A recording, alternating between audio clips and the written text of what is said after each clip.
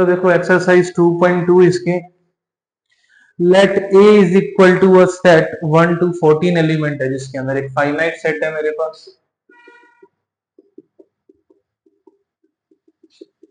14 तक एलिमेंट है इसमें। अब एक रिलेशन आर मेरे पास है जो ए से ए में डिफाइन है, सेट ए से ए में डिफाइन है एक रिलेशन आर, सच दैट, अब आर को डिफाइन कैसे किया हुआ है, x to y x comma y such that 3x minus y is equal to 0 होना चाहिए, where x y both belongs to A, दोनों ही किसके हैं, ए के हैं। अब मुझे x तो देखो यहां से लेना है और y यहां से लेना है, इस तरह से कि ये डिफरेंस जो है ये 0 आ जाए, ठीक है। तो मेरे पास यहाँ पे देखो क्या है, अगर 3x minus Y equal to 0 है तो 3x इज इक्वल टू क्या आ जाएगा, y, that means y is equal to क्या होना चाहिए, 3x, यानी यहाँ का एलिमेंट यहाँ के एलिमेंट का ट्रिपल होना चाहिए। तो अगर यहाँ पे 1 है तो 1 का रिलेशन किससे हो जाएगा, 3 से। यहाँ पर 2 है तो 2 का रिलेशन किससे हो जाएगा, 2 3 जा 6। अगर यहाँ 3 है तो 3 3 जा 9, 4 है तो 4 3 जा 12, और बड़ा करते हैं इसको, 5 है तो 5 3 जा 15, लेकिन मेरे पास एलिमेंट यहाँ पर सिर्फ कितने हैं, 14 तक ही है। तो ये 4 ही एलिमेंट है जिनका रिलेशन मुझे इधर ए टू ए मिल पाएगा, जो ये रिलेशन है वो बन पाएगा।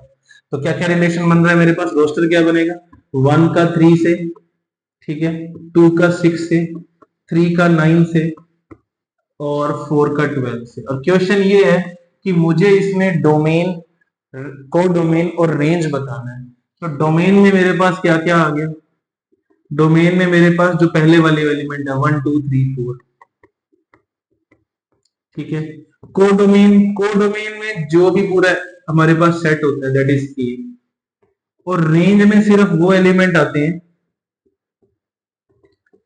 रेंज में सिर्फ वो एलिमेंट आते हैं जिनका इमेज बन रहा है उधर। तो कौन कौन बन रहा है, 3 6 9 और 12। तो ये हमारा फर्स्ट क्वेश्चन डन हो गया, इसमें डोमेन, कोडोमेन और रेंज निकाल दिया हमने। Define a relation R on the set N, N मतलब सेट ऑफ नेचुरल नंबर, एक रिलेशन आर को डिफाइन करना है ऑन एन, सेट एन पे। अब ऑन एन का मतलब है कि एन से एन में डिफाइन होगा, नेचुरल नंबर से नेचुरल नंबर में डिफाइन करना है मुझे ऐसे, ठीक है। सच दैट कि आर इज इक्वल टू, मुझे क्या दे रखा है, R is equal to ordered pair x comma y such that y is equal to x plus 5। यहाँ पर जो y है, जो सेकंड एलिमेंट है ऑर्डर्ड पेयर का, सेकंड एलिमेंट फर्स्ट एलिमेंट से क्या है, 5 ज्यादा होना चाहिए।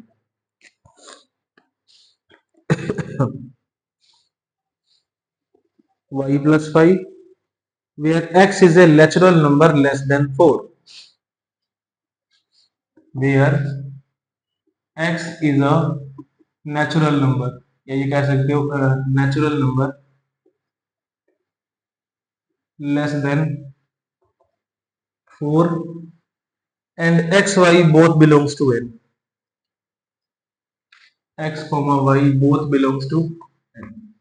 तो देखो यहां पर मेरे पास देखो y तो क्या होता है, second element of the order pair है तो उधर वाले सेट का होगा, और x जो है फर्स्ट एलिमेंट है तो इधर वाले सेट का होगा, ठीक है। तो मतलब x टू y डिफाइन होगा ये। तो यानी यहां वाला देखो जो जो बाद वाला है सेकंड एलिमेंट है वो फर्स्ट एलिमेंट से 5 ज्यादा होना चाहिए, ठीक है। और मुझे x की वैल्यू नेचुरल नंबर से लेनी है बट लेस देन 4 लेनी है, नेचुरल नंबर से लेनी है। तो मेरा डोमेन क्या बन जाएगा, 1 2 3 4, 4 ही एलिमेंट आएंगे इसमें। लेस देन 4 है तो 4 भी नहीं आएगा, लेस देन इक्वल टू है, लेस देन है, लेस देन 4 है, लेस देन 4 है तो 4 भी नहीं आएगा, सिर्फ 1 2 3 आएंगे। अब इसका रिलेशन क्या बन सकता है, रिलेशन बनेगा x प्लस 5 y जो यहाँ आएगा। तो 1 plus 5 is 6, 2 plus 5 is 7, 3 plus 5 is 8।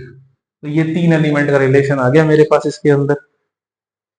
Deficit the relationship using roster form. अब इसका मुझे रोस्टर फॉर्म बना के दिखाना है, तो r क्या बन जाएगा, 1 6 2 7 और 3,8। ये तो रोस्टर फॉर्म बन गया।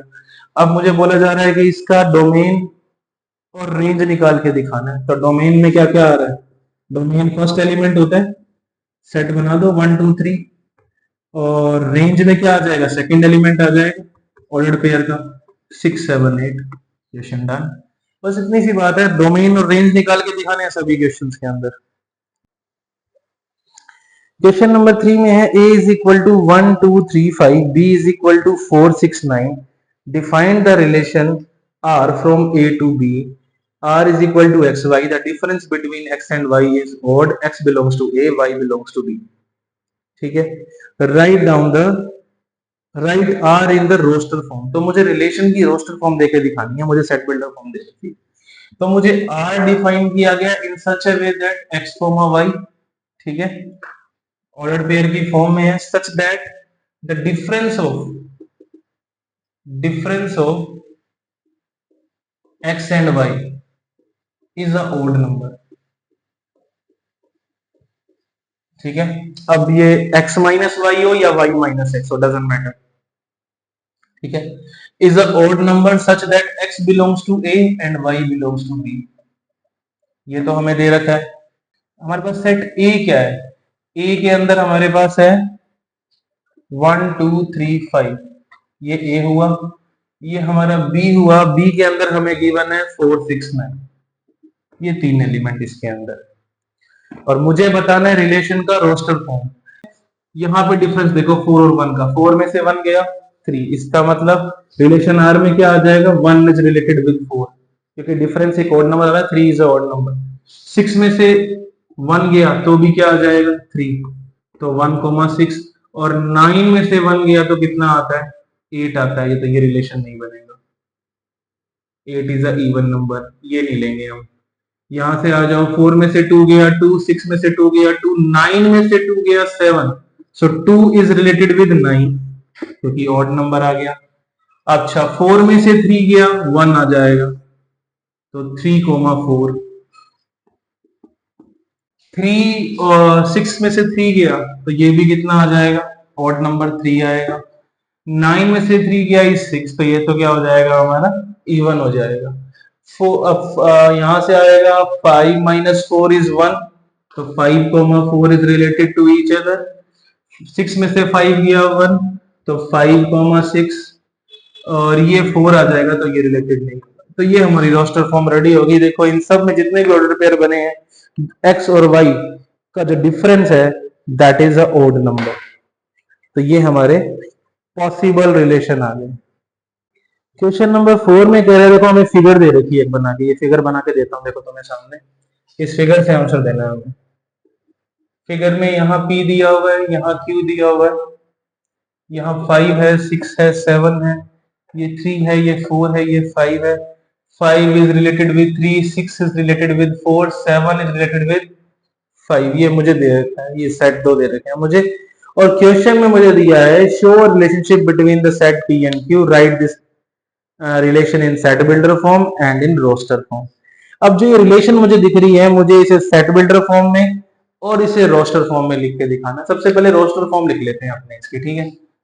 रोस्टर फॉर्म इजी है। रोस्टर फॉर्म में लिखा हमने क्या कि 5,3, 5 का रिलेशन है 3 से, 6 का रिलेशन है 4 से, और 7 का रिलेशन है 5 से। ये तो बहुत इजी था। ये तो सेकंड पार्ट हो गया इसका। फर्स्ट पार्ट में देखो, इसमें मुझे क्या बोल रहा है कि क्लियरली दिख रहा है। देखो ये हमारा, जब अगर मैं ऑर्डर्ड पेयर बनाता हूँ x, y, ठीक है, यानी x मैं लूंगा p से और y लूंगा मैं q से, सच दैट रिलेशन क्या बन सकता है? देखो यहाँ पर 5 है, यहाँ पर 3 है, डिफरेंस देखो तो कितना आ रहा है? 2 का। 6 में से 4 गया 2, 7 में से 5 गया 2, तो डिफरेंस 2 का है।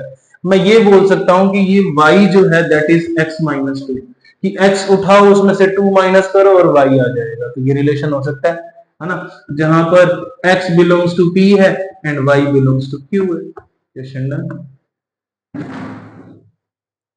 ठीक है ना, r is equal to x y, y is equal to क्या है? x माइनस 2 है, x p से लिया गया और y q से लिया गया। ये इसकी सेट बिल्डर फॉर्म बन गई। हो फाइव में let a is a set. पहले तो मुझे देखो सेट दे रखा है एक सेट के अंदर दे रहा है 5 एलिमेंट, 1 2 3 4 एंड 6।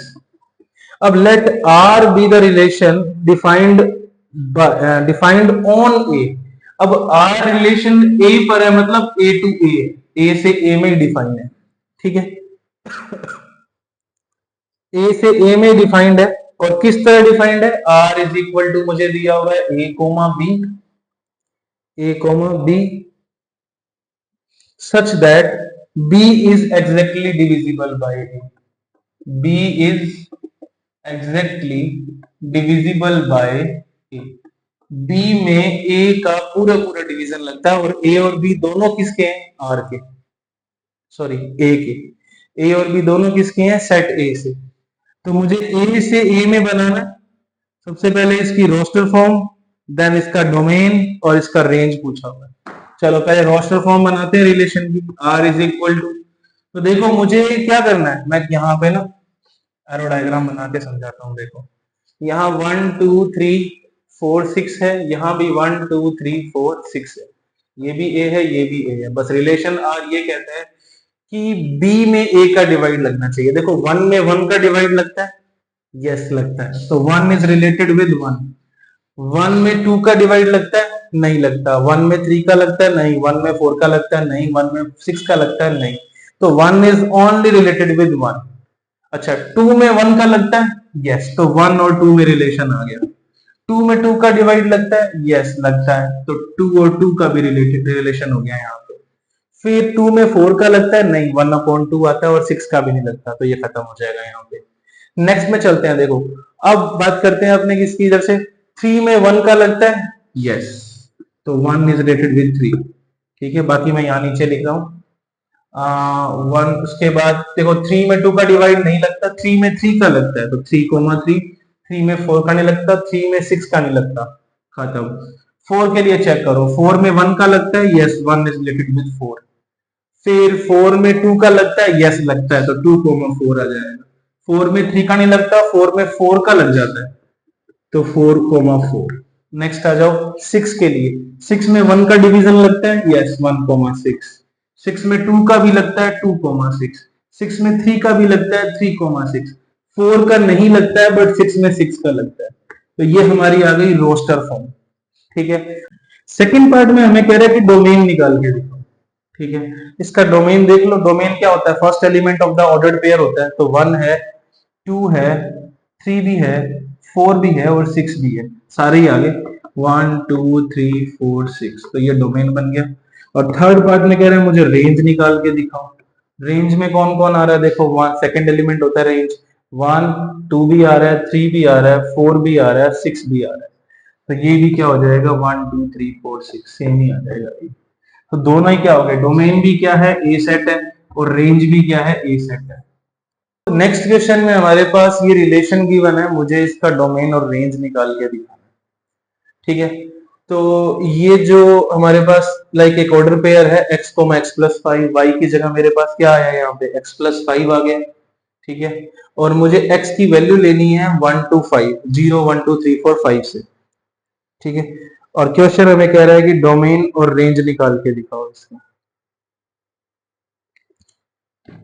तो एलिमेंट मुझे यहीं से लेने पड़ेंगे, बिकॉज यहाँ पे तो x की वैल्यू आएगी, तो मुझे 0 to 5 से उठाने एलिमेंट। इसका पहले रोस्टर फॉर्म बना लेते हैं ताकि हमें डोमेन और रेंज समझ आ जाए, ठीक है। ऑर्डर्ड पेयर की फॉर्म में रोस्टर फॉर्म बना लो। इसका क्या बनेगा, सबसे पहले मैंने 0 उठाया, तो 0 + 5 क्या हो जाएगा, 5, तो 0 का रिलेशन किससे हो गया, 5 से, ठीक है। अब उसके बाद अगर मैं 1 लेता हूं, तो 1 + 5 कितना हो जाएगा, 6। 1 का रिलेशन हो गया 6। देखो मुझे x की वैल्यू यहां से लेनी है, y की वैल्यू यहां से होना कंपलसरी नहीं है, ठीक है ना।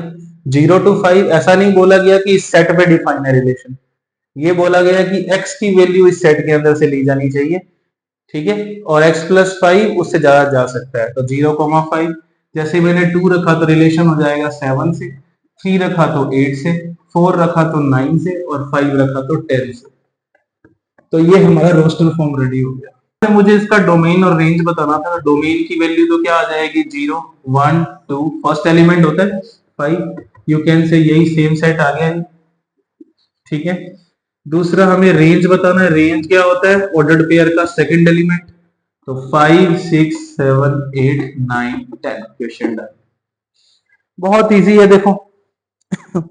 अगले क्वेश्चन के अंदर, क्वेश्चन नंबर 7 के अंदर एक रिलेशन आर दिया हुआ है, जिसके अंदर मुझे एक ऑर्डर्ड पेयर दिया x एक्स क्यूब, ठीक है, x क्यूब, जहां पे मुझे x is a prime number दिया हुआ है, प्राइम नंबर, और उसमें भी कंडीशन है that x is less than 10 also, ठीक है, x is a prime number but less than 10 से कम प्राइम नंबर ले सकता हूं, और मुझे ऑर्डर्ड पेयर है एक्स क्यूब, मुझे इसका रोस्टर फॉर्म बना के दिखाना है।